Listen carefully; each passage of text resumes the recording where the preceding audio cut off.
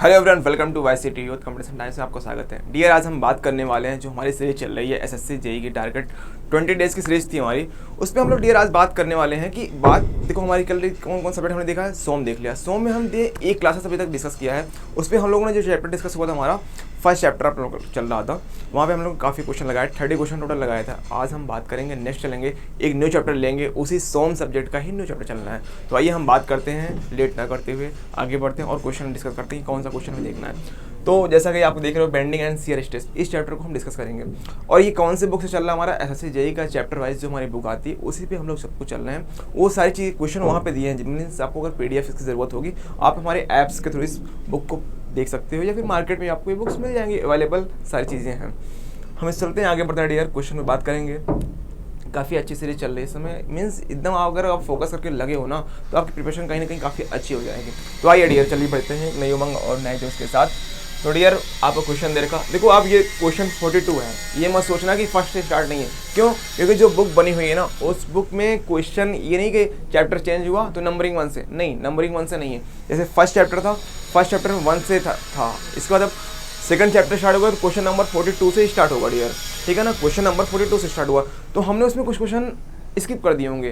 क्यों? क्योंकि हमें 20 डेज़ के अंदर लेना, अगर टाइम बचेगा तो डियर उसको हम फिर से डिस्कस कर लेंगे जो क्वेश्चन बचे हुए हमारे। बट आज हम देखेंगे 42 नंबर क्वेश्चन से डिस्कस करेंगे यहाँ पे, क्योंकि कहीं ना कहीं हमें हर एक चैप्टर को टच करना है और ऑल सब्जेक्ट्स को देखना है, तो वो भी कितने दिन के अंदर, 20 डेज़ के अंदर डियर। इस बात को हमें ध्यान रखना है, ठीक है ना। ये नहीं कि हम किसी एक चैप्टर से बहुत ज़्यादा क्वेश्चन लगा लिए और कोई एक चैप्टर हमारा छूट गया, ये तो करना नहीं है हमें। इसलिए हमें एक टाइम मैनेजमेंट करते हुए देखना है कि कौन अच्छा वो क्वेश्चन जरूर हम आपको देंगे जिससे कि हर तरह के क्वेश्चन आपके निकल जाएँ, हर तरह से रिविजन आप तरीके से पूरा कॉन्सेप्ट हो ही जाए। तो चलिए डियर हम बात करते हैं नेक्स्ट क्वेश्चन जो दे रखा है। The assumptions made in the theory of simple bending that a plane section before bending remains plane after bending leads, means इसमें एजेंशंस पूछा कि एजेंशंस कौन कौन से होते हैं। जैसे बेंडिंग इक्वेशन और टॉर्सन इक्वेशन से कुछ एजेंशंस होते हैं ना, कि किस एजेंशन के अकॉर्डिंग वो इक्वेशन अपना काम करता है। अच्छा, बेंडिंग इक्वेशन आपको पता ही होगा कि कौन सा होता है। Bending equation M upon I equal to आपका हो जाएगा F upon pi equal to E by R. भाई सिग्मा भी बोल दो, बेंडिंग स्ट्रेस कंफ्यूजन हो रही थी, means M upon I moment upon moment of inertia, फिर इक्वल टू रहेगा सिग्मा भी bending stress upon y neutral axis distance, फिर ई बाई आर। तो ये सारी चीज़ें हैं। तो ये बेंडिंग इक्वेशन आपका ऐसे टॉर्सन इक्वेशन भी होता है, T by equal to tau by R और जी थीटा बाई एल। तो मतलब ज़रूरत नहीं है, बट जो ज़रूरत है उसकी बात करते हैं। अच्छा, उसमें एजेंशंस कौन से हैं हमें वो पूछना। क्वेश्चन में ये पूछा कि कौन से एजेंशंस हैं। 4 ऑप्शन आपको सामने दे रखा है। फर्स्ट है occurrence of maximum stress at the stream fibre, क्या जो मैक्सिमम स्ट्रेस होगा स्ट्रीम फाइबर पे वो अकर करता है इस वजह से? नहीं, ऐसा कुछ भी नहीं है। मीन्स देखो क्वेश्चन क्या है, equations made in theory of simple bending, कि जो प्लेन रहे, मीन्स कि प्लेन कलर थोड़ा सा हम चेंज कर लेते हैं डियर, प्लेन जो रहेगा हमारा plane section before bending, bending के पहले प्लेन सेक्शन और after bending remains plane, means plane plane ही रहेगा, वो चेंज नहीं हो जाएगा बिफोर बेंडिंग और आफ्टर बेंडिंग। मीन्स अगर ये कोई प्लेन है, ऊपर का टॉप फाइबर देखो ये प्लेन है, तो अगर इसमें लोड लगाया था, लोड लगाने के बाद भी ये प्लेन ही रहेगा, ये चेंज नहीं हो जाएगा। यही बात करें तो ये कौन सा ऑप्शन इसमें सही है, किसके अकॉर्डिंग, किस एजेंशन के अकॉर्डिंग ये बात सही होती है कि प्लेन प्लेन ही रहेगा। जैसे अगर मैं आपको एक दिखाऊँ, रेक्टेंगुलर सेक्शन दिखाता हूँ आपको, बट यार आपको एक रेक्टेंगुलर सेक्शन दिखाता हूँ, फिर हम बात करेंगे, शायद आपको चीज़ें क्लियर हो जाएं, ठीक है ना। ये एक रेक्टेंगुलर सेक्शन है भाई, कोई भी बीम होगी रेक्टेंगुलर से क्रॉस सेक्शन उसका है, ठीक है ना।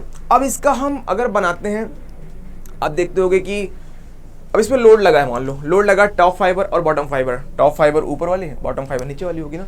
तो इसमें जो स्ट्रेस का डिस्ट्रीब्यूशन होता है वो किस तरीके से होता है, स्ट्रेस हुआ स्ट्रेन हुआ, तो अगर आप लोड अप्लाई किए तो जो टॉप लेयर है, अपर वाली लेयर, अपर लेयर, उसमें क्या होगा, कंप्रेस होगी ना, बिल्कुल वो ऐसे कुछ बेंड होगी ना, ऐसे बेंड होगी ना डियर, बिल्कुल बेंड होगी, तो उसमें क्या कंप्रेशन हो जाएगा। बट नीचे वाली जो लेयर होगी वो क्या होगा, फैल जाएगी, एक्सपेंशन हो जाएगा, कुछ टेंशन में रहेगी ना वो, मीन्स उसमें एक्सपैंड कर गई।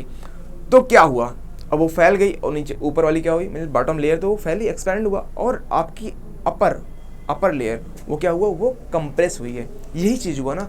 अब जो इस चीज़ को हम शो कराते हैं, किसी न किसी एक डायग्राम से कराते हैं, उस बात को देखना। अगर हम इसको जैसे यहाँ पे देखो, हमने ये बनाया एक डायग्राम, आप देखते जाना डियर, चीज़ें क्लियर हो जाएंगी। अब लाइन खींच दिया मैंने, ये क्या है, न्यूट्रल एक्सिस है, कुछ और नहीं है डियर, न्यूट्रल एक्सिस बनाया। अब जो टॉप पे है, टॉप पे कैसा होगा, एक्सपैंड हुआ है, टॉप पे एक्सपैंड हुआ, बिल्कुल समझ रहे हो आप, टॉप पे एक्सपैंड नहीं हुआ है, बॉटम पे एक्सपैंड हुआ है। टॉप पे तो क्या कंप्रेस हुई ना, अब कंप्रेस हुआ, अब इधर क्या हुआ, एक्सपैंड हुआ, ठीक है। और न्यूट्रल एक्सिस से क्या होगा, कुछ भी नहीं होगा। न्यूट्रल एक्सिस पे अगर आप देखोगे आके, न्यूट्रल एक्सिस वहाँ पे डियर क्या होगा, न्यूट्रल एक्सिस ये पॉइंट होता है, बीचों बीच वाला पॉइंट, बीचों बीच पॉइंट, तो ये यहाँ पे क्या होगा, नो कंप्रेशन नो टेंशन। तो लाइन कैसे जाएगी, कुछ लाइन अपनी ऐसी जाएगी, ऐसी जाएगी। लाइन कैसे जाएगी, ऐसी जाएगी। इधर डियर क्या हुआ है, इस तरफ क्या हुआ है, कंप्रेस हुई है, इस तरफ क्या हुआ है, एक्सपैंड हुई है, हुआ ना, एक्सपैंड हुआ है मतलब टेंशन में नीचे रहा, ऊपर साइड क्या रहा, कंप्रेशन में रहा, लगा है ना, यही चीज़ हुआ ना, तो बिल्कुल। अब इस डायग्राम को क्या बोलते हो आप, स्ट्रेन डायग्राम, स्ट्रेन डायग्राम, बिल्कुल डियर, इस डायग्राम को हम स्ट्रेन डायग्राम बोलते हैं। अब देखते हैं कि क्या क्या ऑप्शन सही हो सकता है। Occurrence of maximum stress at the extreme fibre, इस बात से क्लियर नहीं हो रहा है ये जंक्शंस की एक्सट्रीम फाइबर मैक्सिमम स्ट्रेस आ गया तो नहीं, ऐसा कुछ भी नहीं है, तो रॉन्ग। एक्सट्रीम फाइबर पे मैक्सिमम स्ट्रेस ऐसा कुछ भी नहीं है, एक्सट्रीम पे भी है और बॉटम फाइबर दोनों जगह है, केवल मिड में जो है एक्सट्रीम फाइबर कौन सी है, अपर वाली, मीन्स ये जो फाइबर है ये वाली टॉप और बॉटम, तो क्यों ये तो है नहीं, केवल टॉप पे और बॉटम पे, मतलब टॉप पे केवल है, इसमें क्या बोला, एक्सट्रीम फाइबर पे, कहने का मतलब इसका मैक्सिमम तो बोल रहा है, बट इसकी वजह से नहीं है कि प्लेन प्लेन ही रहेगा, ठीक है ना। मेन तो ये है कि स्ट्रेन डायग्राम की वजह से, ऑप्शन डी। अब भी क्या बोल रखा है, bending stress become zero at the neutral axis, इसकी वजह से कुछ नहीं है, ऐसा कोई एजेंशन नहीं है कि इस एजेंशन की वजह से हमारा प्लेन प्लेन ही रहेगा। फिर नेक्स्ट बोला स्ट्रेस डायग्राम, नहीं इसकी वजह से भी नहीं होगा। मेन क्या है, strain diagram being linear, strain diagram linear हो रहा है, लीनियर कैसे भाई, अब लीनियर की बात अगर कर रहा है, क्यों कर रहा है, देखो लीनियर ही तो आ रहा है, यहाँ से जब डायग्राम चला तो ये लीनियर चल रहा है, इसलिए स्ट्रेन डायग्राम अगर लीनियर रह रहा है तो प्लेन प्लेन ही रहेगा, ठीक है ना, प्लेन प्लेन ही रहेगा बिफोर बेंडिंग और आफ्टर बेंडिंग। आई थिंक ये आपको पॉइंट्स क्लियर हो गया होगा डियर। आगे बढ़ते हैं नेक्स्ट क्वेश्चन की तरफ और देखते हैं डियर। नेक्स्ट क्वेश्चन देगा distribution of shear intensity over a rectangular section, over a rectangular section of a beam follows. अभी पूछ रहा है तो इसमें दे रखा है कि कर्व कैसा होगा, सर्कुलर कर्व होगा, स्ट्रेट लाइन होगा, पैराबोलिक होगा या फिर एन इलिप्टिकल कर्व कैसा होगा। देखो शियर इंटेंसिटी की बात किया डियर, शियर इंटेंसिटी की बात किया है। अगर अभी हम जैसा बनाया था, हमने अभी रेक्टेंगुलर सेक्शन बनाया था ना, फिर से एक बार बनाते हैं और आपको उसका दिखाते हैं शियर स्ट्रेस डिस्ट्रीब्यूशन। ये रेक्टेंगुलर सेक्शन है क्या डियर, बिल्कुल रेक्टेंगुलर सेक्शन दे रखा है।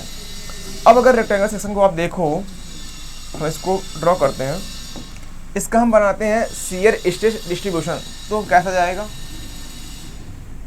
ये अपन लोग लाइनें खींच दिया और कुछ भी नहीं है, ठीक है ना, बिल्कुल डियर। अच्छा ये क्या अपन लोग का सेक्शन है, कुछ और नहीं है, रेक्टेंगुलर सेक्शन है। रेक्टेंगुलर सेक्शन के लिए क्योंकि वो लिखा है ना, रेक्टेंगुलर सेक्शन के लिए शियर इंटेंसिटी कैसे होगी। तो अब इस पॉइंट पे देखो, तो यहाँ पे जब हम डियर चलते हैं ऊपर और इधर टॉप बॉटम पे और टॉप पे और बॉटम फाइबर पे, तो न्यूट्रल एक्सिस पे मिड पॉइंट पे, न्यूट्रल एक्सिस से मिड पॉइंट पे यहाँ पे वैल्यू मैक्सिमम आएगी और कर्व कैसा जाएगा, पैराबोलिक कर्व जाता है, मीन्स कर्व कुछ अपन लोग का ऐसा जाएगा डियर, ऐसा, तो पैराबोलिक कर्व होगा और इस पॉइंट पे वैल्यू मैक्सिमम आएगी। तो ऑप्शन सी आपका डियर ट्रू है, ऑप्शन सी आपका करेक्ट डियर। चलते हैं नेक्स्ट क्वेश्चन पे। अब नेक्स्ट क्वेश्चन क्या बोल रहा है, a homogeneous simply supported beam prismatic beam of width P depth D and span L is subjected to a concentrated load to magnitude दे रखा है 200, ठीक है। और क्या देखा है, load can be place anywhere along the span of beam, the maximum flexural stress, maximum flexural stress. अब यहाँ पे क्या निकालना है, मैक्सिमम फ्लेक्सुरल स्ट्रेस कितना होगा, हमें इसको फाइंड आउट करना। अच्छा दे क्या क्या रखा है, इसने लोड दे रखा है, ठीक है, और डेप्थ दे रखा है, विड्थ दे रखा है और लेंथ दे रखा है। जैसा बोल रहा है वैसा करते हैं। मैक्सिमम फ्लेक्सुरल स्ट्रेस आपको फार्मूला पता होगा, सिग्मा बी, बेंडिंग क्वेश्चन पता है ना, M upon I equal to sigma B upon y, बस वहीं से निकालना है, वहीं से हमें निकाल देना है कितना इसमें आएगा। तो एम अपॉन आई तो था ही, बिल्कुल दिया था, तो वाई, यही फार्मूला होता है क्या बेंडिंग इक्वेशन से। तो एम की वैल्यू, अब कौन सी बीम है, सिंपली सपोर्टेड बीम है, तो मोमेंट की वैल्यू कितनी आएगी, मोमेंट की वैल्यू जो आएगी WL/4 आएगी। मैक्सिमम मोमेंट कितना आएगा, WL/4। W दे रखा है, लोड कितना 200 दे रखा है डियर, बिल्कुल दे रखा है। एम की वैल्यू मिल गई, आई मोमेंट ऑफ इनर्शिया डियर कितना आएगा, मोमेंट ऑफ इनर्शिया BD3/12 होता है। किसी भी रेक्टेंगुलर बीम हो उसके क्रॉस सेक्शन के अबाउट, सेंट्रोइडल एक्सिस के अबाउट, न्यूट्रल एक्सिस के अबाउट कितनी आएगी वैल्यू, BD3/12। बिल्कुल डियर यही अपनी आती है, तो BD3/12। और साथ ही साथ y क्या है, न्यूट्रल एक्सिस से, ये मीन्स अगर आपको देखो यहाँ बना दिया जाए रेक्टेंगुलर क्रॉस सेक्शन, अब यहाँ पे dot dot means neutral axis से यहाँ से डिस्टेंस जो होगी टॉप फाइबर तक हम लेंगे, क्योंकि कुछ कहीं बोला नहीं। तो y क्या है, डेप्थ है ना, depth by 2, D/2। Points clear हुआ क्या, तो y की जगह D/2 रखना, i की जगह, इन सब में वैल्यू पुटअप कर दो, आपको आंसर खुद ब खुद मिल जाएगा। चलिए पुटअप करके हम देखते हैं। WL/4 है, W की वैल्यू कितनी है डियर, 200। L की वैल्यू दे रखा है, नहीं दे रखा है, L सीधे लिख दो बाई 4। यहाँ से वैल्यू कितनी आ जाएगी, 50 आ जाएगी, 50L। BD3/12, तो BD की वैल्यू BD की फॉर्म में रहेगी, कुछ नहीं चेंज करना है, कोई दिक्कत नहीं। और D/2 कुछ नहीं चेंज करना है, सब कुछ पुटअप कर दो, खुद ब खुद आपको डियर आंसर मिल जाएगा। 50L कर दो भाई, 50L। इसके बाद आप I की जगह रखो BD3/12, बिल्कुल बाई 12 कर दिया। और y की जगह आप कर दो D/2 कर दिया। ये सारी चीज़ें आई थिंक आपको क्लियर हो गई होंगी। अच्छा 12 कहाँ चला जाएगा, ऊपर, मीन्स के अगर कैंसिल कर दो तो 6 आएगा, डियर आएगा क्या, बिल्कुल 6 आएगा। अब 6 जब आपका जाएगा ऊपर तो आपका 300 हो जाएगा, बिल्कुल 300 हो जाएगा, और L रहेगा, और साथ साथ D कैंसिल होगा तो BD²। ऑप्शन कौन सा दिख रहा है, C, very good. Option C मिल गया क्या डियर, ऑप्शन सी आपको मिल ही गया होगा। चलो नेक्स्ट क्वेश्चन देखते हैं। देखो कितने इजी क्वेश्चन आ रहे हैं, कोई टफ क्वेश्चन है क्या, बिल्कुल। देखो इस चैप्टर से जो आपका है, स्ट्रेस वाले चैप्टर से बहुत टफ क्वेश्चन नहीं, मीन्स कुछ कॉन्सेप्ट होते हैं, कुछ फार्मूले होते हैं, उसी के इर्द गिर्द कहीं ना कहीं हम घूमते रहते हैं, क्वेश्चन वहीं से पुटअप होते हैं, थोड़ा बहुत घुमाता है, कुछ क्वेश्चन मिलेंगे अभी आपको, तो वहाँ देखेंगे। शियर स्ट्रेस बोला है क्या होता है, बेंडिंग, नॉर्मल, प्रूफ, टेंजेंशियल। बिल्कुल शियर स्ट्रेस क्या है, शियर स्ट्रेस अगर आप देखो तो वन लेयर से जब दूसरी लेयर टच होती है, दोनों लेयर के बीच कांटेक्ट में वहाँ पे आता है, तो वो कहीं ना कहीं टेंजेंट का काम कर रहा है ना, मीन्स वन लेयर ये है, अब सेकंड लेयर आपकी देखो, सेकंड लेयर मेरा हैंड दूसरा है। अब इन दोनों कांटेक्ट सरफेस में जो होगा वहाँ पे लगता है शियर। आपने देखा होगा शियर जो फोर्स होता है वो कहाँ, फेस के पैरेलल होता है, उस क्रॉस सेक्शन के पैरेलल होता है, मीन्स उसी क्रॉस सेक्शन में ही होता है, पैरेलली होता है ना, तो कांटेक्ट के होता है। तो कांटेक्ट मतलब टेंजेंशियली, वर्ड्स क्लियर हो रहा है क्या, बेंडिंग नहीं है, नॉर्मल नहीं है, प्रूफ नहीं, टेंजेंशियल। तो शियर स्ट्रेस कैसा होता है, टेंजेंशियल स्ट्रेस होता है। ये पॉइंट्स भी आई थिंक आपको क्लियर हो गया होगा, कोई टेंशन वाली बात नहीं थी। अच्छा कभी देखो बेंडिंग हो और टॉर्सन हो, अगर बेंडिंग हो रहा है, कहीं भी बेंड हो रही कोई चीज़, तो वहाँ पे कौन सा स्ट्रेस आएगा, बेंडिंग स्ट्रेस। कहीं पे टॉर्सन हो रहा है, रोटेशन हो रहा है, तो वहाँ पे क्या आएगा, वहाँ पे जो आएगा वो शियर स्ट्रेस डेवलप होगा। मीन्स कि अगर मोशन टॉर्सनली हो जाए तो वो क्या हो जाएगा आपका, वहाँ पे स्ट्रेस डेवलप होगा शियर। बट आपका मोशन केवल बेंड हो रहा हो, मीन्स कि वहाँ पे लोड लगी, बेंड हुआ, तो वहाँ बेंडिंग स्ट्रेस आएगा। तो ऑप्शन डी आपका क्लियर हो गया था बेटा। नेक्स्ट क्वेश्चन है, which of the following is an assumptions made in the theory of simple bending. अब फिर से एजम्पशंस का क्वेश्चन आ गया, एजम्पशंस का क्वेश्चन फिर से आया। अब यहाँ क्या पूछा कि सिंपल बेंडिंग जो है कौन सा एजम्पशंस काम करता है। देखो फर्स्ट क्या बोल रहा है, the value of Young's modulus varies in tension. बिल्कुल रॉन्ग है, ये गलत है। टेंशन और कंप्रेशन में वैल्यू जो वेरी नहीं करती है भाई। एजेंशंस ये बोलता है कि वेरी कभी नहीं करेगा, सेम होगा, चाहे वो टेंशन में हो चाहे कंप्रेशन में, यंग्स मॉडुलस ऑलवेज अपन सेम होता है। तो ये रॉन्ग हो गया। नेक्स्ट बोल रहा है material of the beam is not homogeneous. ये भी रॉन्ग है भाई। एजेंशंस बार बार ये बोलता है कि जो मटेरियल होगा होमोजेनियस भी होगा और आपका आइसोट्रोपिक भी होगा। तो ये पॉइंट्स में डियर हो गया, रॉन्ग हो गया। अब नेक्स्ट क्वेश्चन जो है, beam material with in elastic limit does not obey Hooke's law. ये पॉइंट्स भी रॉन्ग है। ये बोल रहा है कि हुक्स लॉ को फॉलो ही नहीं करता है इलास्टिक लिमिट के अंदर। ऐसा नहीं है डियर, हुक्स लॉ के अंदर वो फॉलो करेगा ही करेगा। हुक्स लॉ को फॉलो करेगा with in elastic limit. Word क्या होना चाहिए, with in elastic limit Hooke's law को फॉलो करेगा। तो ये पॉइंट्स भी गलत है, मीन्स ऑप्शन गलत है। अब क्या है, the beam is in equilibrium. केवल ओनली दिस पॉइंट, यही ऑप्शन आपका सही है कि beam is in equilibrium. Beam कैसे होनी चाहिए, इक्विलिब्रियम में होनी चाहिए। जितने भी एजेंशंस बनाए गए हैं उसमें क्या होना चाहिए, इक्विलिब्रियम में बीम आपकी रहनी चाहिए, स्टैटिक में रहनी चाहिए, मतलब बैलेंस्ड होनी चाहिए, तभी आपको फॉलो करेगा सारी चीज़ें। ठीक है डियर, चलिए नेक्स्ट क्वेश्चन देखते हैं डियर। हम लोग बात करेंगे नेक्स्ट क्वेश्चन की। तो बोला है कि देखो फिर से स्ट्रेस डिस्ट्रीब्यूशन क्वेश्चन आ गया। Shear stress distribution of a beam of rectangular cross section. ये रेक्टेंगुलर क्रॉस सेक्शन होता है उसका कैसा आता है डिस्ट्रीब्यूशन। तो मैंने पहले बता चुका, पैराबोलिक होगा। और किस टाइप का पैराबोलिक होगा, डी वाला ऑप्शन सही है आपका डियर। कौन सा? डी, क्योंकि क्रॉस सेक्शन कैसा है? रेक्टेंगुलर क्रॉस सेक्शन है, तो option D is correct. Option D किस में रखा है? डी वाले में। ना तो आपका ए है, ना बी है, ना ई है, सी है। Option D is correct. Next question, the ratio of the length and depth of a simply supported rectangular beam which experiences maximum bending stress equal to tensile due to same load at its mid span is. अब देखो इसको निकालो, क्या बोल रहा है कि ratio of length depth, कुछ बात बोल रहा है, उसके आगे चलेंगे, कैसा क्वेश्चन बोलता है वैसे से करते जाओ।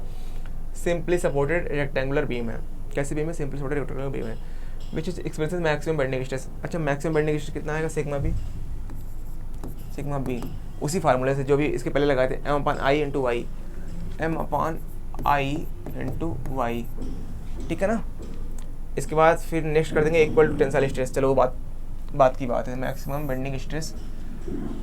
अब यहाँ से m की वैल्यू, अच्छा m मोमेंट कैसे निकालेंगे? क्योंकि बीम कैसी है? Rectangular supported, simply supported beam है ना, तो m की मैक्सिमम मोमेंट कितना आता है सिंपली सपोर्टेड बीम में? अगर लोड कहाँ लगा हो? आपका लोड मिड स्पैन पे लगा होगा, बात बोला कहीं, same load at its mid span, तो WL/4 आएगा ना। बिल्कुल डियर, WL/4 आएगा वैल्यू।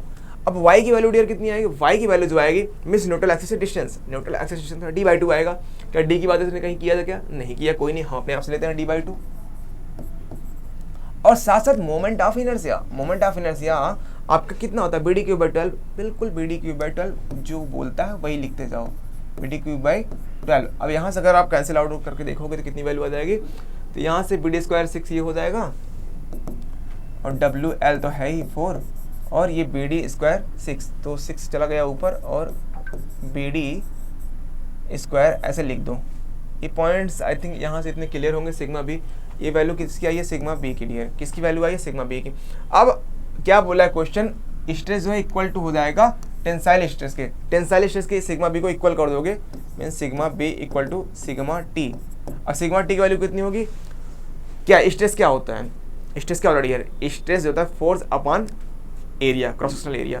तो लोड ले लेंगे W और क्रॉस सेक्शनल एरिया BD कर देंगे। भाई रेक्टेंगुलर क्रॉस सेक्शन कैसा है? रेक्टेंगुलर क्रॉस सेक्शन है, बस वहाँ से लेते जाओ और सॉल्व करते जाओ। WL और यहाँ से कैंसिल आउट करोगे 3/2 कर दो, BD²। चीज़ें क्लियर है क्या? बिल्कुल, सिग्मा टी W/BD। BD कैसे है? क्रॉस सेक्शन कैसे होगा? रेक्टेंगुलर क्रॉस सेक्शन अगर है तो ये B, ये D कर दो, इसको B कर दो, BD हो गया। एरिया ये क्या है? Load upon cross sectional area, बस हो गया। अब BD कैंसिल हो गया, W कैंसिल हो गया, बस और क्या है? L मिला और यहाँ से D मिला, और यहाँ से 2/3 हो गया। ऑप्शन देख के आप समझ गए कि W कैंसिल हो गया ना, W कैंसिल, ये BD कैंसिल, D कैंसिल, ये कैंसिल, और D बचा और 2/3। तो ऑप्शन कौन सा आपको दिखा? B is correct answer. मिल गया क्या? बस मतलब ऐसे छोटे छोटे क्वेश्चन होते हैं। क्या टफ था क्या? बिल्कुल। अच्छा, हमें टाइम लगा करने में, क्यों? क्योंकि आपको समझाना था, अदरवाइज हमें करना होता, हमें खड़ाक चीज़ें आती हैं, खड़ाक कर जाते। बहुत टाइम वाले क्वेश्चन है, टाइम टेकिंग क्वेश्चन नहीं थे। अच्छा, SSC JEE में कुछ क्वेश्चन जानबूझ के टफ डाल जाते हैं, कैलकुलेटिव डाल जाते हैं, उसको ज़रूरी नहीं आप करो, उसको छोड़ना ही ज़रूरी होता है। हम तो आपको पढ़ाएंगे सारी चीज़ें, क्यों? क्योंकि हम डिस्कस कर रहे हैं यहाँ पे। डियर, नेक्स्ट क्वेश्चन क्या है? The ratio of the section modulus of square cross section, square section की बात कर रहा है, of side B and that of circular section of diameter D दे रखा है। इसके अकॉर्डिंग हमें निकालना रेशियो किसका? सेक्शन का, स्क्वायर और सर्कुलर सेक्शन का, सेक्शन मॉडुलस का हमें निकालना है डियर रेशियो। ठीक है, चले जैसा बोल रहा वैसा करते जाओ। देखो डियर, एक बात आपको बताएं, यहाँ पे जो सेक्शन ऑफ साइड है B, थोड़ी सी मिस्टेक है यहाँ पे। इस जो क्वेश्चन आया हुआ था SSC JEE 2018 में 27 जनवरी वाले में हुआ था, यहाँ पे जो सेक्शन ऑफ साइड B बोला है ना, B नहीं होना है। क्यों नहीं होना है? क्योंकि कैंसिल आउट होगा ही नहीं, उसके अकॉर्डिंग ऑप्शन ही नहीं सेट हो पाएगा। तो वहाँ पे जो साइड है, वो जो सेक्शन साइड है वो भी B है, वो भी D है, मतलब कि सर्कुलर वाले के इक्वल ही है, तो वो भी आपका D ही है। ठीक है, अब बात समझ में आई। अब आप क्या करोगे? स्क्वायर क्रॉस सेक्शन के लिए ले लोगे सेक्शन मॉडुलस, और सर्कुलर क्रॉस सेक्शन के लिए, चलिए हम स्क्वायर के लिए लेते हैं Z, स्क्वायर बना देते हैं यहाँ। तो वैल्यू कितनी आएगी स्क्वायर क्रॉस सेक्शन के लिए? BD² अभी आया था, BD²/6 आया था ना भाई, I/Y करोगे तो आ जाएगा। BD³/12 आता है, तो वहाँ से D/2 करोगे तो BD²/6 आएगा। वो रेक्टेंगुलर सेक्शन में था। अब ये क्या है? स्क्वायर सेक्शन, तो DB सब सेम रहेगा, मीन्स क्यूब कर देना बस। तो हम D³ लेते हैं, D³/6 भाई बी डी स्क्वायर बाई 6 था ना, बस हो गया डी क्यूब बाई 6। तो ये आपका सेक्शन मॉडुलस किस केस में आया, ये आया आपका स्क्वायर का सेक्शन में। अब हम सर्कुलर सेक्शन में अगर लेते हैं, सर्कुलर सेक्शन में, सर्कुलर में आई अपॉन वाई करोगे तो आई की वैल्यू आती है पाई डी पावर 4 बाई 64। देख लो मैं लिख रहा हूँ इस केस में आई अपॉन वाई, यही तो निकाल section modulus, pi D power 4 by 64। अब वाई कितना आएगा डी बाई 2, यहाँ से आएगा pi D cube by 32, pi D cube by 32, ये सेक्शन मॉडुलस आ गया। अब क्या निकालना, इन दोनों का रेशियो निकालना है, किसका, ratio of section modulus of square cross section that of circular cross section, इसी का निकालना है। दोनों का निकाल दो आप, दोनों का रेशियो लोगे तो आएगा आपका, और यहाँ पे देखो इधर अपन है डी क्यूब बाई 6 कर दिया, और ये रेशियो लोगे तो अपोजिट हो जाएगा 32 अपॉन पाई डी क्यूब हो जाएगा डियर। बिल्कुल इतनी चीज़ें हो जाएंगी, बस इसी को सॉर्ट आउट कर लो, आपको आंसर खुद ब खुद मिलता जाएगा। अब डी क्यूब से डी क्यूब तो गया है घर अपने, ठीक है ना, बचा क्या, अब डी क्यूब से डी क्यूब चला गया घर, 32 बाई 6 पाई, इसको कैंसिल आउट करके देखो क्या क्या आता है। अगर इसको हम 2 से करें तो 2 3 जा और 2 16 जा, तो आपका आएगा 16 अपॉन 3 पाई, 16 अपॉन 3 पाई, 16 अपॉन 3 पाई, ठीक है डियर, ये रेशियो हो जाएगा 16 अपॉन 3 पाई, चीज़ें हो जाएंगी, कोई दिक्कत नहीं है, ठीक है। तो अब अगर आप देखो आंसर यही सही है, बट क्वेश्चन के अकॉर्डिंग ऑप्शन कोई दिया नहीं है, तो इस क्वेश्चन में मिस्टेक थी, एसएससी ने जो क्वेश्चन पूछ रखा था मिस्टेक थी, बट कोई नहीं, हम अगर इसके हिसाब से ऑप्शन देखें तो हम थोड़ा सा क्वेश्चन को चाहे चेंज कर ले, रेशियो आप मतलब जस्ट अपोजिट कर दो, स्क्वायर नीचे कर दो और वाला आपका सर्कुलर वाला ऊपर कर दो, तब पर भी आ जाएगा। तो ऑप्शन कहीं ना कहीं आपको सेकंड वाला दिख जाएगा, मिल जाएगा, तो आपको सेकंड में भी ऑप्शन आपका करेक्ट नजर आएगा, ठीक है। थोड़ी सी मिस्टेक थी, क्या करोगे, क्वेश्चन में एसएससी ने पूछा, बट हमें तो बताना था ना कि एसएससी ने, क्योंकि हम तो प्रीवियस ईयर क्वेश्चन करा रहे हैं जो आपके चैप्टर दिए हुए हैं, बट जो सही था वो आपको मैंने बता दिया है। डियर नेक्स्ट क्वेश्चन है, in the structure why are the cables and wires are generally use, क्यों यूज कहते हैं स्ट्रक्चर्स में केबल और वायर को क्यों यूज करते हैं, क्या रीज़न है, to resist shear stress, as compression member, as flexural member, none of these, बता दे डियर क्यों यूज करते हैं। देखो केबल और वायर को हम यूज करते हैं टेंशन के लिए, जो उसका एग्जैक्ट रीज़न है, टेंशन के लिए हम यूज करते हैं, लेकिन ऑप्शन में कोई नहीं दिया है, न रेजिस्ट होगा, न कंप्रेशन के लिए, न फ्लेक्सुरल, तो option D is correct. Option D आपका क्या होगा डियर, करेक्ट होगा, ऑप्शन डी टेंशन के लिए यूज करते हैं। पॉइंट्स क्लियर है क्या, बिल्कुल पॉइंट्स आई थिंक क्लियर होगा ही। चलो नेक्स्ट क्वेश्चन की तरफ बढ़ते हैं डियर। बोला maximum shear stress in a rectangular beam, rectangular beam है उसमें मैक्सिमम, रेक्टेंगुलर बीम आपका यही था, बिल्कुल रेक्टेंगुलर बीम आपका ये था। अब इसके लिए अगर आप बनाओगे स्ट्रेस डिस्ट्रीब्यूशन तो कैसा जा रहा था, ऐसा जा रहा था, बिल्कुल यहाँ पे वैल्यू मैक्सिमम आती है, बिल्कुल यहाँ पे वैल्यू कितनी आती है, मैक्सिमम आती है। अब पूछा गया tau max rectangular cross section में, टाउ मैक्स की जो वैल्यू आती है, टाउ मैक्स की जो वैल्यू डियर आएगी वो आएगी 3/2 टाउ एवरेज।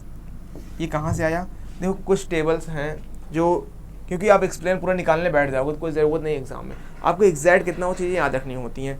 3/2 मतलब 1.5 टाइम्स होता है, टाउ एवरेज जितना, टाउ एवरेज यहाँ कहीं आएगा, टाउ मैक्स ज़्यादा होता है, टाउ मैक्स जो न्यूट्रल एक्सिस पे आता है, टाउ मैक्स न्यूट्रल एक्सिस पे आएगा, टाउ एवरेज थोड़ा नीचे आएगा, तो उससे 1.5 टाइम्स हो जाता है, मतलब 50% ज़्यादा हो गया टाउ मैक्स। तो ऑप्शन कौन सा दिख गया आपको, बी ऑप्शन आपको दिख रहा होगा 1.5, ठीक है।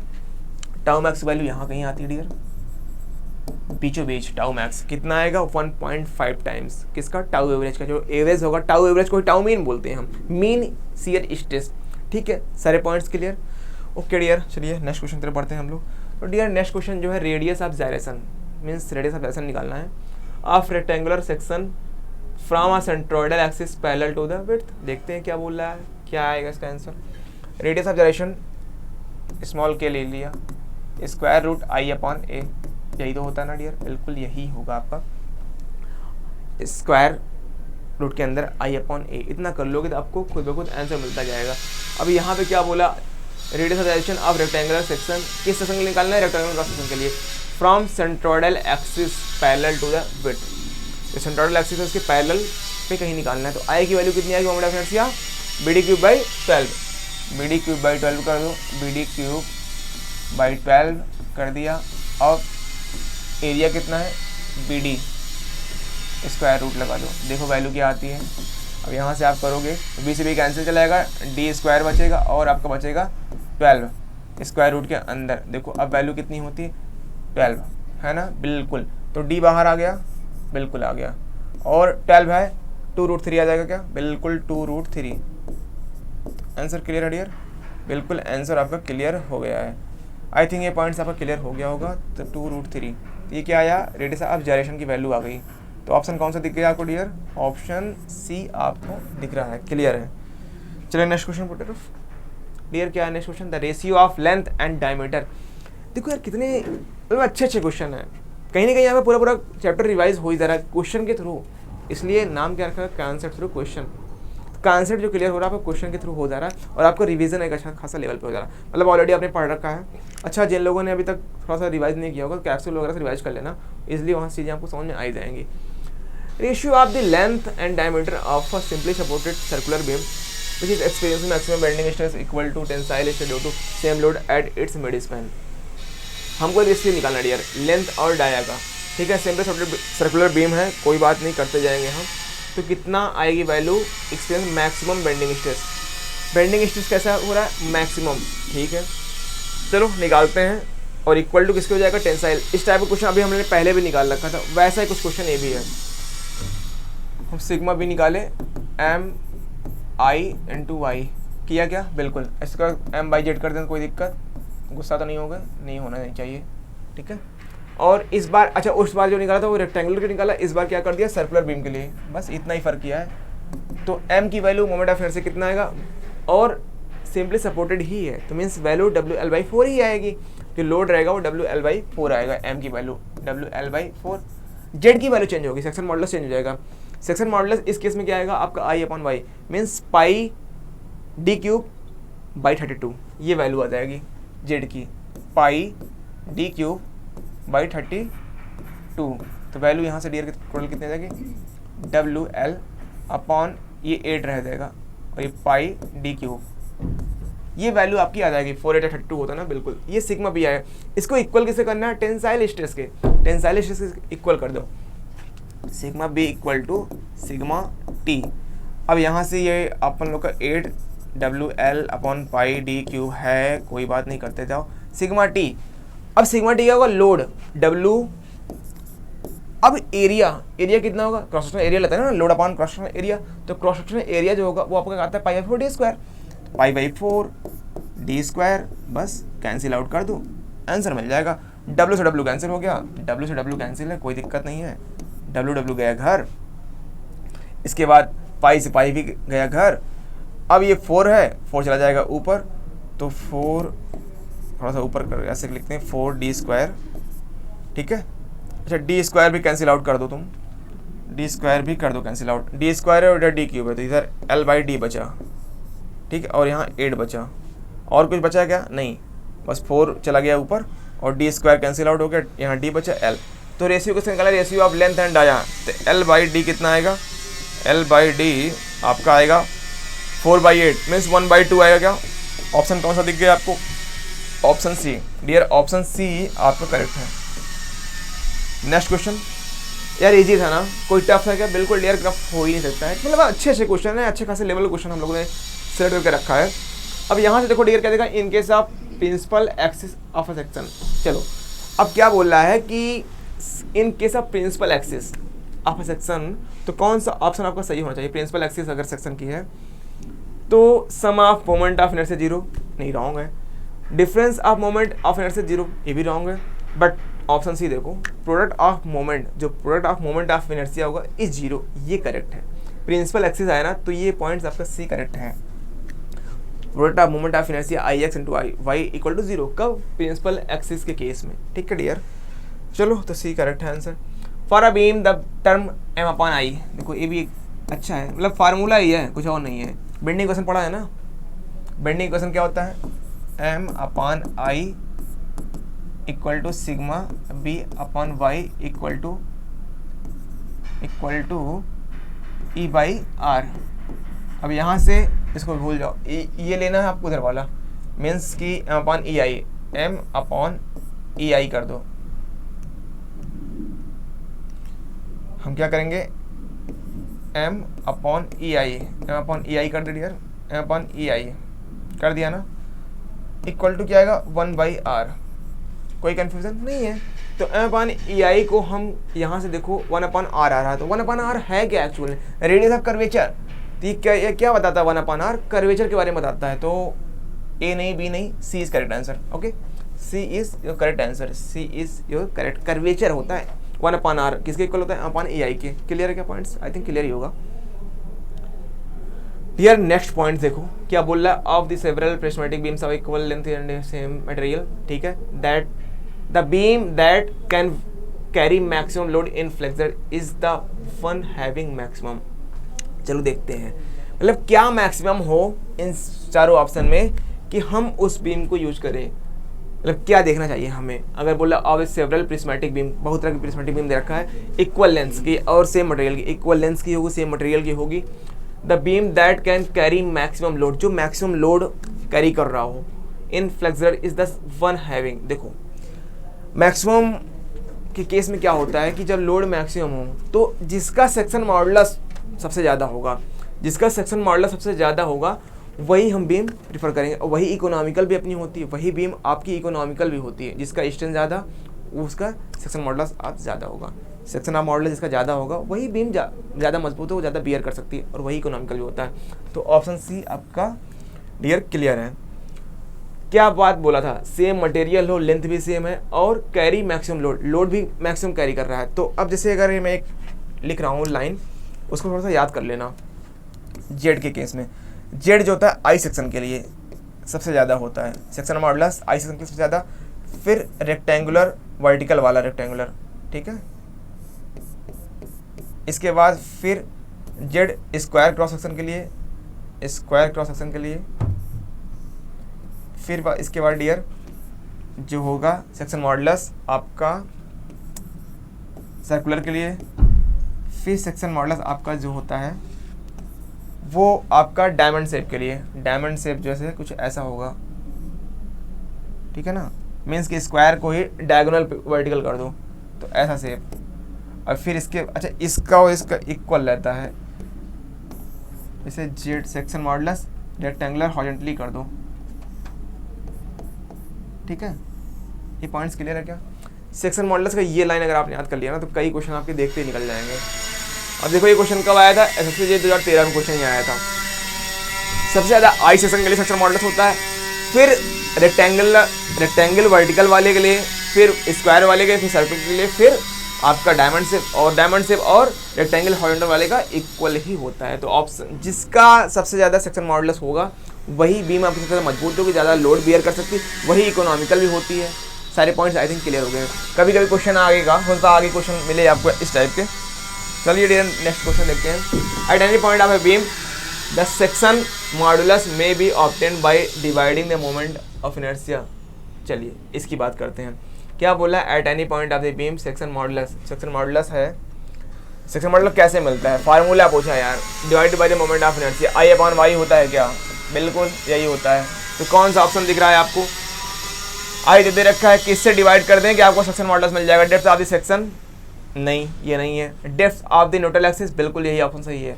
अब जैसे अगर रेक्टेंगुलर सेक्शन आप अगर ले लो यहाँ पे, ठीक, अब यहाँ पे न्यूट्रल एक्सिस क्या होती है, this is your neutral axis, यहाँ से जो डिस्टेंस लेते हैं न्यूट्रल एक्सिस से वही तो वाई होता है अपन का, तो डेप्थ न्यूट्रल एक्सिस से जितना डेप्थ लोगे वो आपका वाई होता है। तो यही फार्मूला आपका था, option B is correct, option B आपका डियर करेक्ट है। नेक्स्ट क्वेश्चन बोल रहा है, in a beam at section carrying a shear force, okay, F है, शियर स्ट्रेस कितना आएगा, ये जो मैक्सिमम कहाँ पे शियर स्ट्रेस मैक्सिमम होगा ये बात पूछा है। और कैसा बीम है, in a beam at section carrying a shear force है dear F, the shear stress is maximum, बिल्कुल आप देख के बता दो कि कहाँ पे शियर स्ट्रेस कहाँ पे मैक्सिमम आएगा। शियर और बेंडिंग स्ट्रेस दो चीज़ें होती है, बेंडिंग जहाँ ज़्यादा होगा वहाँ शियर कम होगा, जहाँ शियर ज़्यादा होगा वहाँ बेंडिंग कम होगा, इस बात को थोड़ा सा समझ लेना, जस्ट अपोजिट रहता है। तो इन्होंने पूछा है शियर स्ट्रेस कहाँ ज़्यादा होगा। शियर स्ट्रेस अगर आपको मैं रेक्टेंगुलर क्रॉस सेक्शन का दिखाऊँ, किस सेक्शन का, रेक्टेंगुलर, तो अभी मैंने बनाया था तो कुछ ऐसा होता है क्या, पैराबोलिक होगा। अब आपका रेक्टेंगल क्रॉस सेक्शन यहाँ बना के दिखा दें तो कैसा रहेगा, ऐसा, ऐसा होगा बिल्कुल। अब न्यूट्रल एक्सिस पे सबसे ज़्यादा होती है डियर, तो मैक्सिमम कहाँ आएगा, न्यूट्रल सरफेस पे। Option a is correct. यार ये सब क्वेश्चन ना ऐसे छोटे छोटे क्वेश्चन है, बट कॉन्सेप्ट पूरे क्लियर हो जा रहे हैं, आप पूरा का पूरा रिवीजन आपका हो जा रहा है डियर, है ना। ओके, दे रहा next question, centre of gravity CG की बात कर रहा है, थिन हॉलो कौन, थिन हॉलो कौन है, सीजी की बात कर रहा है, lines on the axis of symmetry at a height, तो कितना होगा। देखो मैं एक कोन बना दे रहा हूँ, कोन कैसा, CG of a thin hollow cone lines on the axis of symmetry, ठीक है। अगर अब कोन मैं बना के दिखाऊँ तो कोन कुछ ऐसा दिखते हो क्या, बर्थडे कैप देखा है, बस वही है, बर्थडे कैप आपने देख रखा, तो वही है कोन। अब ये आपका बेस है, ये आपका डियर बेस है, दिस इज योर बेस। अब किसको पूछा है कि सीजी कहाँ पे होगा, जो सीजी होता है डियर, वो सीजी कहाँ पे होता है। अब थिन है, अब ये थिन है, thin hollow cone lines on the axis, अब ये हाइट वाली लाइन है, इसी लाइन पे कहीं आएगा, और कहाँ पे आएगा, ये जो आता है, देखते हैं ऑप्शन क्या कर दिया, 1/2। देखो इन सब की एक टेबल होती है सीजी के याद रखने की, क्योंकि आपको एग्जाम में याद करके ही जाना होगा सीजी किस पॉइंट से, रेक्टेंगल सीजी कहाँ से एंट्रॉइड पे होती है, ठीक है ना। जैसे अगर उसकी विड्थ बी है और डी डेप्थ है, तो b/2 d/2 पे वहाँ पे आ जाएगी सीजी। हर सर्किल कहाँ सेंटर पे होता है, ऐसे अलग अलग सबका होता है, कोन का कहाँ पे होता है, इसी के पूछा है। तो कोन का 1/4 और टोटल हाइट नहीं, 1/3, बिल्कुल 1/3 पे मिल जाएगा आपको, और 1/2 नहीं होगा, तो ऑप्शन बेस करेक्ट है, ठीक है। चलो डियर नेक्स्ट पढ़ते क्वेश्चन आगे तरफ। The shape of a cable under uniformly distributed horizontal load. देखो क्वेश्चन दे रखा है कि शेप ऑफ अ केबल, जो शेप ऑफ केबल है कैसा रहेगा, वो जो केबल का शेप होगा और किस लोड के अंडर में, यूनिफॉर्मली डिस्ट्रीब्यूटेड हॉरिजॉन्टल लोड। तो जो शेप आता है केबल को पैराबोलिक आता है, तो option a is correct dear. अब नेक्स्ट क्वेश्चन देखो क्या दे रखा है, नेक्स्ट क्वेश्चन दे रखा है मोमेंट ऑफ इनर्शिया आई की बात की, किस सेक्शन के लिए, ट्रायंगुलर सेक्शन। वाह, अभी तक हमने रेक्टेंगुलर को खूब देखा, आपको सर्कुलर को देख लिया, अब हम ट्रायंगुलर से आया, ट्रायंगुलर सेक्शन आया, इसका आपको निकालना है मोमेंट ऑफ इनर्शिया। निकालना क्या है, निकालने में बड़ा टाइम लगता है, निकालना होता नहीं, टेबल रहता है, उसको याद कर लो, चले जाओ एग्जाम में, हो गया। इन सबको निकालने में बैठा जाना, उस सबको याद करके जाना। जैसे रेक्टेंगल क्या होता है, बी डी क्यूब टेबल होता है, और सर्कुलर क्या होता है, पाई डी पावर 4/64 होता है। अब सर्कुलर, अब ये ट्रायंगुलर सेक्शन, ट्रायंगुलर में किसके अबाउट पूछा है ये भी देख लो, an axis passing through CG centre of gravity, तो BH3/12, BH3/36, BH3/36, 12 किसका होगा, बेस के अकॉर्डिंग, बेस के लोगे तो आपका आएगा BH3/12, बट आपका CG पे लोगे तो आई आएगी BH3/36, option B is correct. देख लो समझ जाओगे खुद ब खुद। पहले एक्सिस थ्योरम अगर तो आपको लगाना आता ही होगा ना कैसे होता है, बस वो निकाल सकते हैं, जो बेस पे निकाला हमने पहले एक्सिस थ्योरम पे लगा के निकाला है, बाकी याद तो होना ही चाहिए आपको, क्योंकि जो रेक्टेंगल का होता है वही ट्रायंगल के बेस पे हो जाता है, जो रेक्टेंगल के न्यूट्रल एक्सिस मतलब सीजी के अबाउट होता है वही आपका ट्रायंगल का बेस वाला बन जाता है डियर। देखो क्या दिया next, far strongest rectangular beam cut from a circular log. अरे थोड़ा सा क्वेश्चन मस्त दिया है, देखते हैं कैसे लगाना, मतलब थोड़ा सा घुमाया क्वेश्चन को, थोड़ा ट्विस्ट किया है। स्ट्रॉन्गेस्ट रेक्टेंगुलर बीम है, कहाँ से कट किया गया, सर्कुलर लॉग से, सर्कुलर लॉग से कट किया गया है। चलो हम एक सर्किल पहले बनाते हैं, फिर हम बात करेंगे। पहले हम एक सर्किल लेंगे, हमने एक सर्किल ले लिया अच्छा सा सुंदर सा, फिर इसके बाद हम इसके अंदर एक रेक्टेंगल बनाएंगे, इसके बाद हमने एक रेक्टेंगल बनाएंगे इसके अंदर, क्योंकि ये सर्कुलर लॉग था, इसमें से हमने कट किया है रेक्टेंगुलर बीम को। फिर मतलब कि एक ऐसे लॉग थी कोई, ऐसे सर्कुलर से मतलब एक लॉग है लंबी सी, इसको हम कटाई किया, ऐसे कटाई किया, हम रेक्टेंगुलर बना दिया इसका बीम को। चलिए देखते हैं कैसा कुछ होगा, कुछ आपका ऐसा आएगा डियर, ठीक है ना। अब यही सारी चीज़ें डियर आपको देखनी है, समझनी है।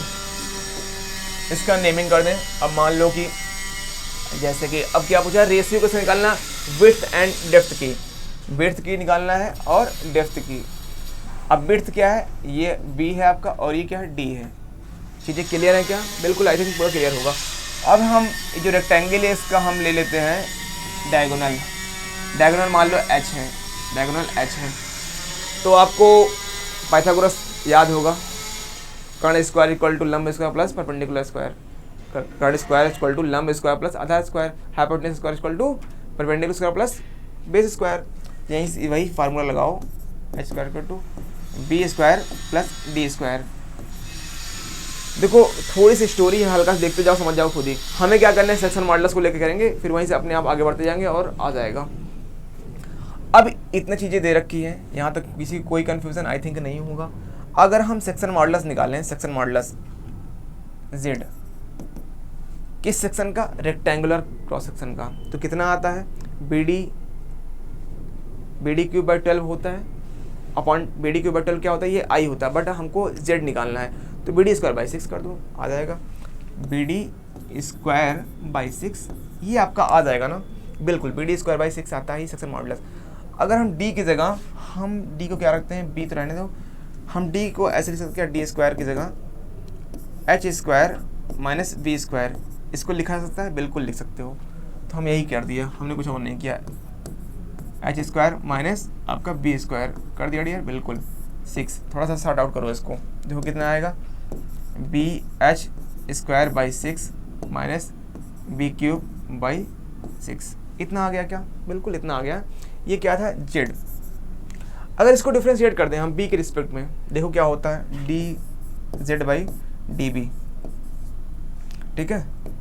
अब यहाँ से करोगे तो आपका ये एच स्क्वायर ही रहेगा और 6 हो जाएगा, ठीक है, एच स्क्वायर और 6 हो जाएगा, माइनस ये क्या आ जाएगा, 3 बी स्क्वायर बाई 6। ये चीज़ें क्लियर है क्या, बिल्कुल क्लियर, 3 बी स्क्वायर बाई 6 हो जाएगा, ये 6 तो है ही, कोई दिक्कत नहीं, कोई कन्फ्यूजन नहीं यहाँ तक।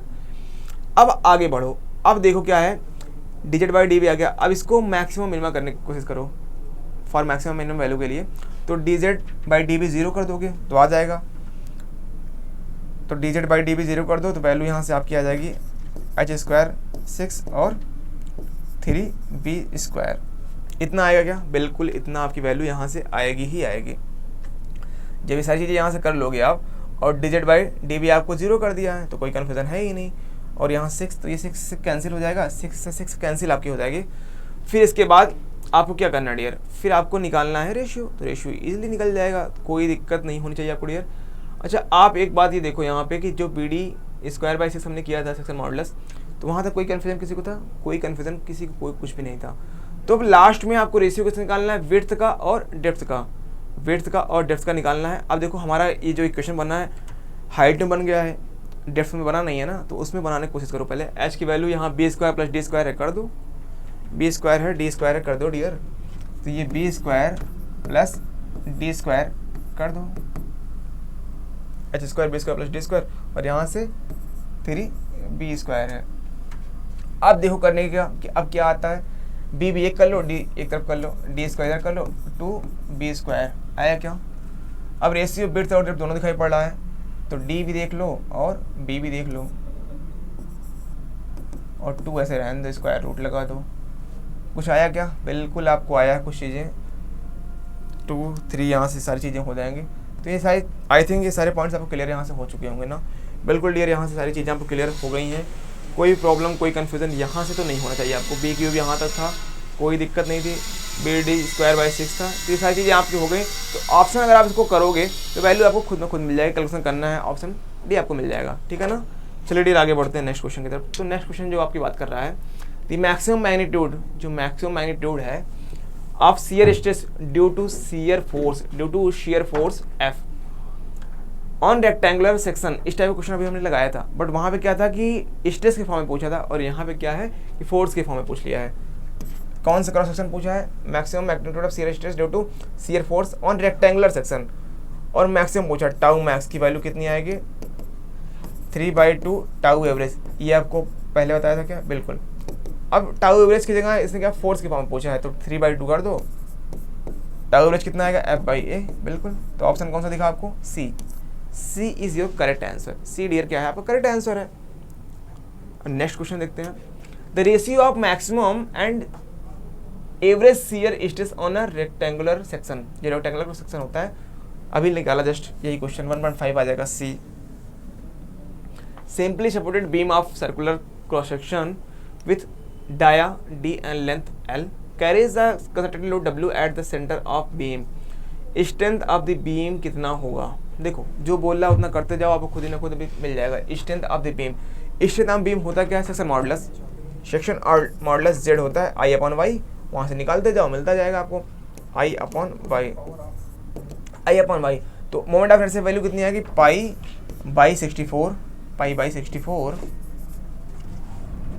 D⁴ डी पावर 4, तो डी पावर 4 हो गया, और ये डी बाई 2, तो वैल्यू कितनी आ जाएगी पाई बाई 32 और डी क्यूब, इतना हो जाएगा क्या, बिल्कुल पाई डी क्यूब बाई 32, ये वैल्यू आपकी सेक्शन मॉडुलस की आ जाएगी। इन्होंने पूछा क्या है, इन्होंने डियर ये कहा है स्ट्रेंथ ऑफ द बीम क्या होगी, किसके प्रोपोर्शनल होगी, डी क्यूब के प्रोपोर्शनल, पाई 32 क्या है, कंसंट्रेशन है, कांस्टेंट ना डियर, कांस्टेंट, ये कुछ और है क्या, डी क्यूब, बस हो गया, सी इज योर करेक्ट आंसर। यहाँ तक किसी कोई कंफ्यूजन आई थिंक नहीं होगा। डियर पूछा है next assumptions in the theory of bending क्या होता है, देखो बोल रहा है मटेरियल इज होमोजेनियस, सही है, मटेरियल इज आइसोट्रोपिक, बिल्कुल सही है, Young's modulus is same in tension as well as in compression, यही तो बोला है ना, तो option D is correct, all option. Question कहाँ आया था 2017 में, इसके पहले भी क्वेश्चन आ चुका है, मतलब रिपीट हुआ है क्वेश्चन, ऐसे कई क्वेश्चन एसएससी में रिपीट होते रहते हैं, तो अगर आप प्रैक्टिस एक बार कर लियो अच्छा खासा ना, तो आपके लिए प्रॉब्लम नहीं है, एसएससी फिर दूर नहीं रहा, बस लगे रहो कंटिन्यूअस।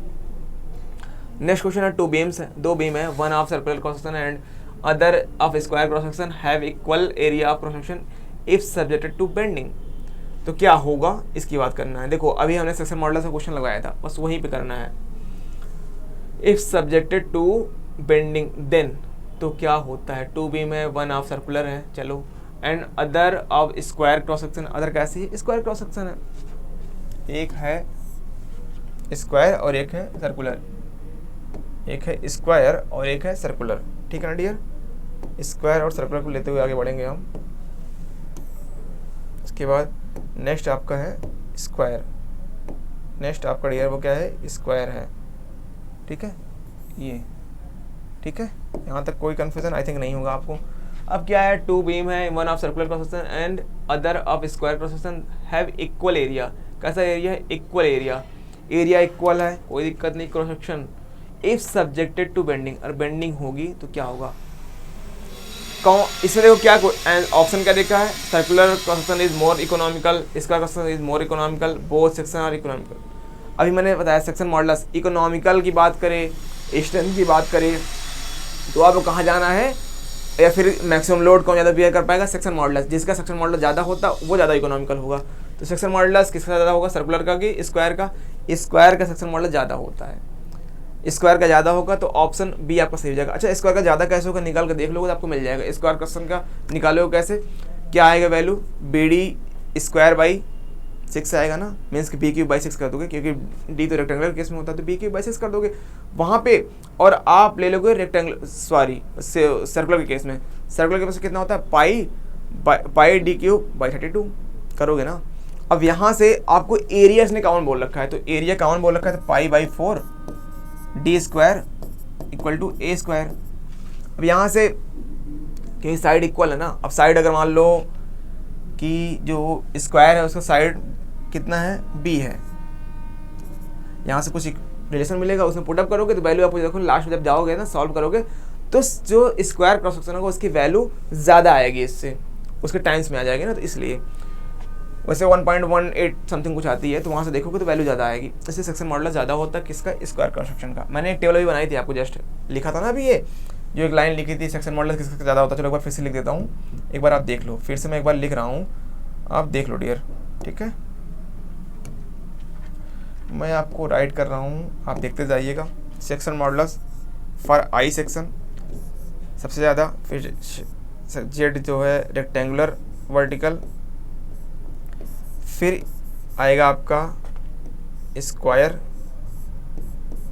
फिर आएगा आपका सेक्शन मॉडुलस सर्कुलर के लिए, फिर आपका आएगा जेड, जेड जो आएगा वो आपका आ जाएगा डियर डायमंड शेप, या फिर डायगोनल वर्टिकल हो जाएगा स्क्वायर का, इस ये इक्वल होता है किसके, जेड वर्टिकल की जगह पे हॉरिजॉन्टल हो जाएगा रेक्टेंगुलर, रेक्टेंगल अगर हॉरिजॉन्टल हो जाए तब।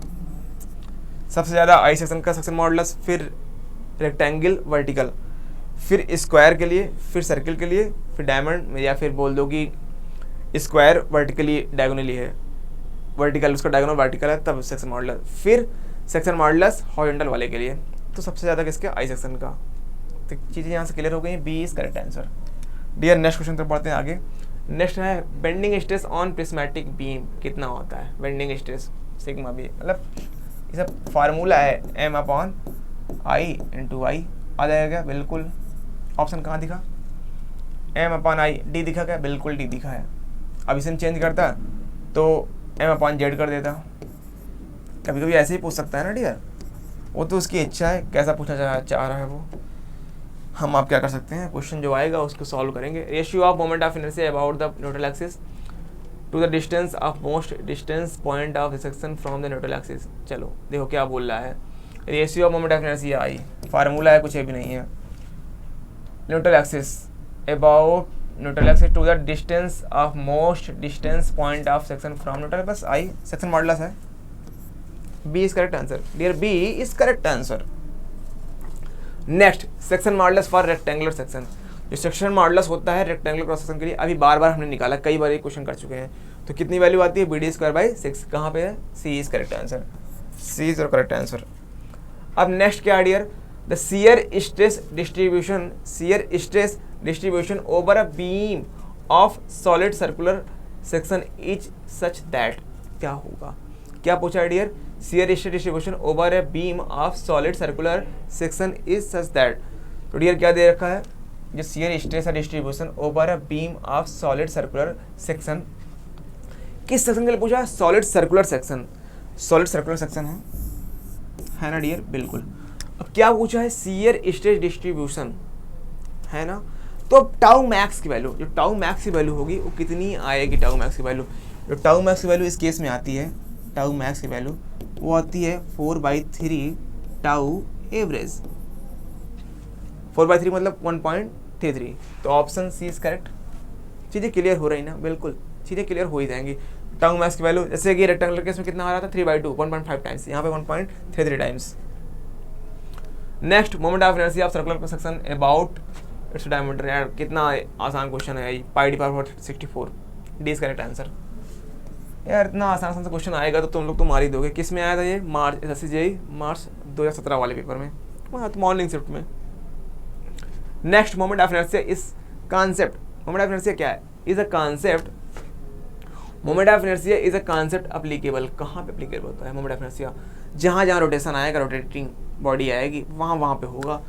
Rotating body, body moving in straight line, गलत। एट अ बॉडी रेस्ट, नहीं। तो ए इज करेक्ट आंसर। जहाँ रोटेशन वहाँ moment of inertia. Bending equation यार क्या ही बताना है, m upon I equal to sigma B upon y e by r. कहाँ पे है? सी इज करेक्ट आंसर। नहीं सी नहीं है, सी नहीं है भाई, आर अपॉन। देखो इन सब छोटे क्वेश्चन में ऐसे मिस्टेक होने चांसेस रहते हैं।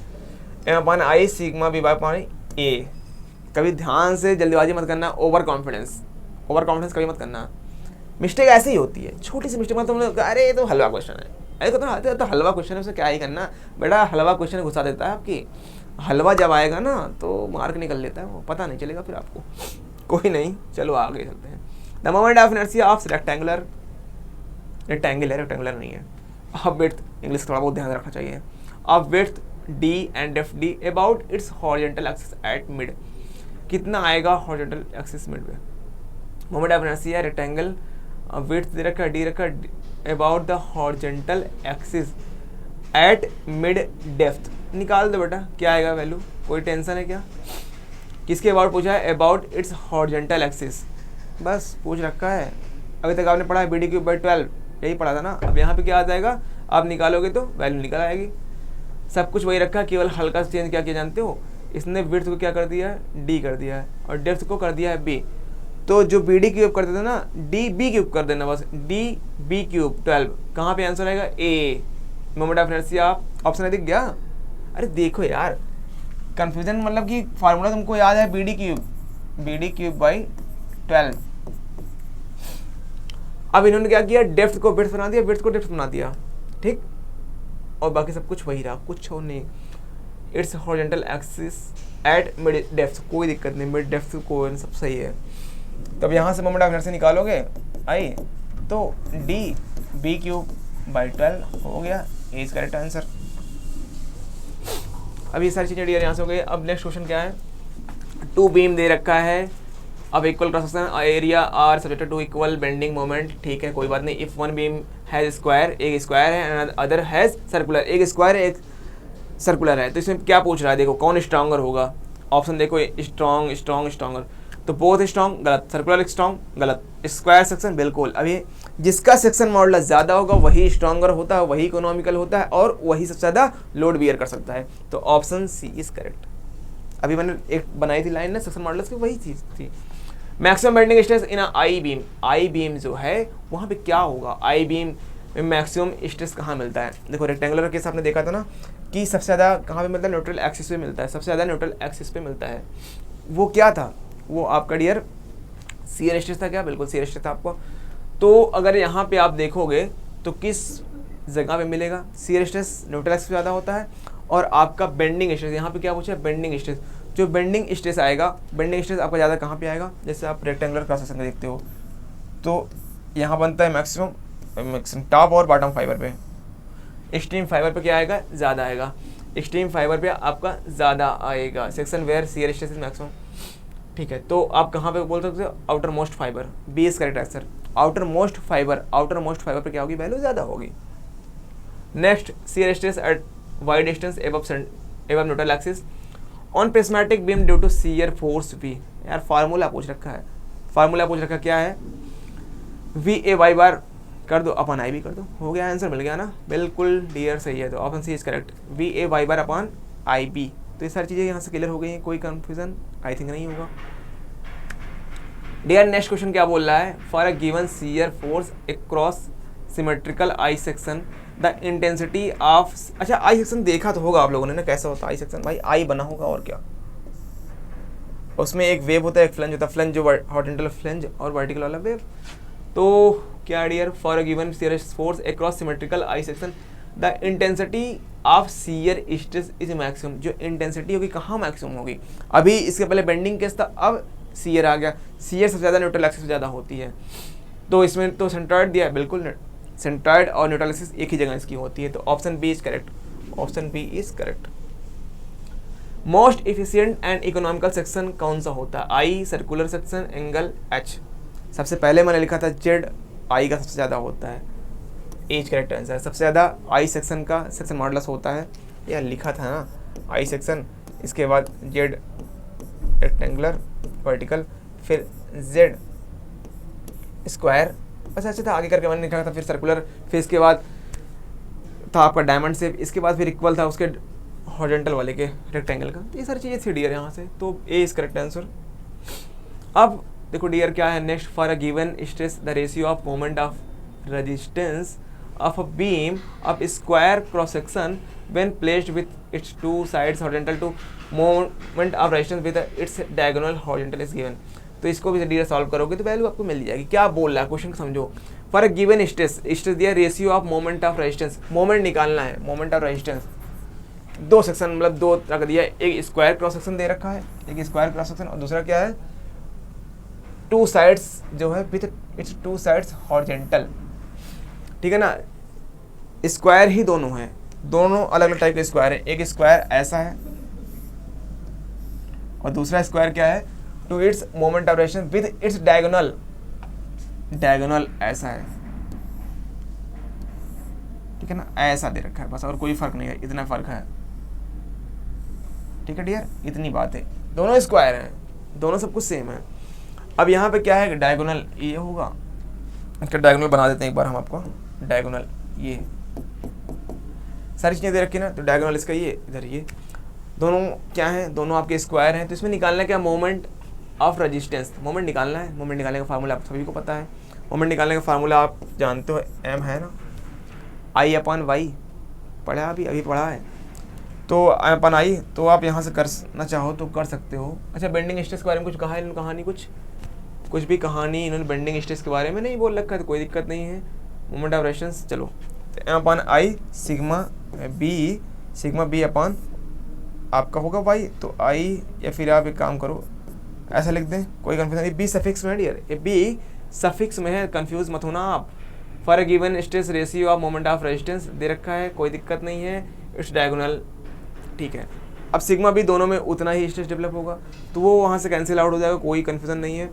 सीधे सीधे आप चाहो तो इसको ये लिख सकते हो, यहाँ से आप चाहो तो सीधे sigma B into Z means sigma B into Z कर सकते हो, बिल्कुल मोमेंट डेफिनेट यहाँ upon I sigma B upon Y, यहाँ से कर सकते हो, कोई कन्फ्यूजन नहीं।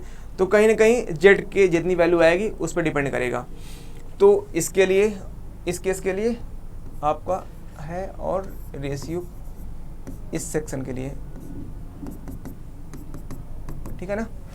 अब आप देखो जेड इसके लिए कितना आएगा value, b D square by 6 होता है, तो यहाँ पे बी क्यूब कर देना, क्यों डी स्क्वायर मतलब बी क्यूब कर दो, तो बी क्यूब कर दिया, बी क्यूब बाई 6 आया, बिल्कुल। अब इस सेक्शन में देखो यहाँ पे वैल्यू आती है क्या, बी क्यूब बाई 6, मतलब यहाँ पे जो निकालना है आपका, चलो इसका हम जेड, इसका जेड निकालते हैं, जेड इसका इस वाले सेक्शन के लिए आई अपॉन वाई, क्योंकि निकालना पड़ेगा, अदरवाइज आप कंफ्यूज हो जाओगे और प्रॉब्लम आ सकती है। इसका तो कन्फ्यूजन आपको नहीं होगा, आई अपॉन वाई देखो यहाँ पे। अब आई की वैल्यू तो वही आएगी जो उसमें आती है, बी डी क्यूब बाई 12, क्योंकि स्क्वायर क्रॉस सेक्शन है, तो बी डी क्यूब बाई 12 जो होता है, तो बी डी है ना, तो बी पावर 4 कर दो, कोई दिक्कत नहीं dear. B d cube by 12 हमने कर दिया, बी डी क्यूब बाई 12 किया तो बी पावर 4 कर दो, क्योंकि स्क्वायर क्रॉस सेक्शन है ना, कोई कन्फ्यूजन कोई दिक्कत आई थिंक नहीं होगा। यहाँ से ये चीज़ें हो गई आपकी। अब y की वैल्यू देखो, y की वैल्यू कितनी आएगी, y आप कहाँ से लोगे, न्यूट्रल एक्सिस से लोगे, हमें ये चीज़ निकालना है, इसकी वैल्यू कितनी आएगी, देखो ये क्या है आपका b है ना, ये चीज़ b है, हाँ ये चीज़ b है डियर, बिल्कुल ठीक है। हमें निकालना क्या, ये चीज़ निकालनी है, इसकी वैल्यू कितनी आएगी, इसकी वैल्यू निकालने के लिए हम क्या करें, इसको निकालने पहले इतना पूरा निकाल लो, ये भी b है, तो ये क्या बनेगा, हाइपोटेन्यूस बनेगा, कर्ण बनेगा ना, पाइथागोरस रूल से आप करोगे यहाँ से, इसकी वैल्यू मान लो इसको हम d मान लेते हैं, तो d square equal to b square plus b square, तो वैल्यू क्या आ जाएगी 2b स्क्वायर डी स्क्वायर, तो यहाँ से d की जो वैल्यू आएगी वो आएगी b√2 आएगी, बिल्कुल b√2 आएगी। अब इतने की वैल्यू कितनी हो जाएगी, इतनी की वैल्यू जो आएगी अपन की वो आ जाएगी b√2/2, ये आपकी वैल्यू आ जाएगी इतनी। इसको चाहो तो आप सीधे ऐसे लिख सकते हो, b/√2 लिख सकते हो ना, बिल्कुल b/√2 इतना आप लिख सकते हो। और जब इतना आगे वैल्यू, y की वैल्यू आप यहाँ पुटअप कर दो, y की वैल्यू यहाँ पुटअप करोगे b/√2, अब यहाँ से इसको सॉर्ट आउट कर लोगे, आपको आंसर मिल जाएगा। तो ये b है, इसको आप यहाँ पे रख दो, b 6 है, कोई बात नहीं। अब अगर यहाँ पे z m की वैल्यू रख दो आप यहाँ पे, क्योंकि m किस पे डिपेंड कर रहा है, z पे, तो वो वैल्यू आपकी आ जाएगी b4 ऐसे रख दो, b4 हम ऐसे ही रख लेते हैं। अच्छा b से कैंसिल हो जाएगा, एक b से एक ये कैंसिल हो जाएगा ना, तो b क्यूब बचेगा यहाँ पे भी, b क्यूब रहा और √2 रहा, डियर बिल्कुल √2 रहा, ऊपर 12 चला गया, तो b क्यूब से b क्यूब कैंसिल, 6 और 2 √2 आ जाएगा क्या, बिल्कुल। अब 2 को हम लिख सकते हैं √2 × √2, तो वैल्यू कितनी आ जाएगी √2। ऑप्शन डी इज करेक्ट, बिल्कुल dear, option D is correct. Next question तरफ बढ़ते हैं। रेस सेंटर सीजी पूछा है ऑफ एन इक्विलेटरल ट्राइंगल का, किस ट्राइंगल का, इक्विलेटरल ट्राइंगल का। देखो यार इक्विलेटर का ट्राइंगल का सीजी पूछ रखा है, तो कोई कंफ्यूजन आई थिंक आपको नहीं है, तो बड़ा इजी क्वेश्चन, मतलब सीजी सब कुछ चीज़ें आपको याद रखनी होती है। सीजी अगर आप याद रख लोगे तो आपको कंफ्यूजन नहीं आएगा ना, बिल्कुल डियर। सीजी इसकी क्या आएगी, इसकी सीजी आप निकालोगे तो आपको ऑप्शन ए आपको मिलता हुआ नज़र समझ में आएगा ना, बिल्कुल डियर। तो आपको ऑप्शन बी मिल जाएगा, a/2√3, मतलब यहाँ से चीज़ें कहीं ना कहीं क्लियर हो रही है, कोई दिक्कत नहीं है। तो option a b c d तीन ऑप्शन दे रखे हैं, तो कौन सा ऑप्शन सबको सही लगेगा, ट्राइंगल है, कहाँ पे ऑप्शन आएगा आपका, सीजी कहाँ आएगी, ये चीज़ें आपको क्लियर है, बिल्कुल चीज़ें क्लियर है। तो ऑप्शन चलो देखो डियर, नेक्स्ट क्वेश्चन देखते हैं हम लोग। For the above cantilever beam the absolute value of shear force, absolute value of shear force कितना आएगा। देखो यहाँ पे मोमेंट लगा है, शियर फोर्स तो कोई आने का चांस बनता ही नहीं है, कोई शियर फोर्स आएगा, बिल्कुल नहीं आएगा। यहाँ पे कोई वर्टिकल लोड जब लगता है तभी शियर फोर्स आता है, वर्टिकल लोड का कॉन्सेप्ट सीधे सीधे कहाँ से होता है, शियर फोर्स है। यहाँ मोमेंट लगा है तो कोई शियर फोर्स नहीं, C is correct answer. Dear next दिया, for a beam with rectangular cross section at a neutral axis the shear stress axis कहाँ पे होगी, क्या पूछा है, रेक्टेंगुलर क्रॉस सेक्शन है और न्यूट्रल एक्सिस पे शियर स्ट्रेस कितना होगा, ठीक है ना। तो भाई इजी क्वेश्चन है, शियर स्ट्रेस हमें निकालना है। शियर स्ट्रेस मैक्सिमम कहाँ पे होगी, शियर स्ट्रेस मैक्सिमम जो होगी न्यूट्रल एक्सिस पे होती है, शियर स्ट्रेस मैक्सिमम कहाँ होती है, न्यूट्रल एक्सिस पे होती है। For a beam rectangular cross section at a neutral axis, तो वहाँ पे जो शियर स्ट्रेस होगा उसकी वैल्यू मैक्सिमम आएगी। हम बार बार तो यही बना रहे हैं, पैराबोलिक होता है और न्यूट्रल एक्सिस आपकी होती है तो मिड में ज़्यादा हो जाएगा, तो maximum b is correct answer. अब नेक्स्ट क्वेश्चन दे रखा है डियर, क्वेश्चन तो हम लोगों ने काफ़ी लगा लिया है, कोई ज़रूरत है भी नहीं, चाहो तो इतना बहुत लगा सकते हैं हम लोग। चलो इतने क्वेश्चन बहुत है, कोई ज़रूरत नहीं है, इतने सफिशिएंट क्वेश्चन आप लोग के लिए हैं। बाकी क्वेश्चन आप लोग लगाइएगा, अभी काफ़ी क्वेश्चन में और दे रखे हैं, ठीक है। तो बाकी हम लोगों ने काफ़ी क्वेश्चन आज देखे, हम लोगों ने आई थिंक 45 के नियर अबाउट क्वेश्चन देखा होगा, ठीक है ना डियर। देखो इस तरीके से हमारे 2 चैप्टर कंप्लीट होते हैं स्टेनोग्राम मटेरियल में। बाकी नेक्स्ट चैप्टर हम लोग डिस्कस करेंगे डिफ्लेक्शन ऑफ बीम का, अब वो नेक्स्ट लेक्चर में आपको आएगा। चलिए डियर, मिलते हैं नेक्स्ट क्लास में एक नई उमंग और नए जोश के साथ। Thank you everyone, thank you so much.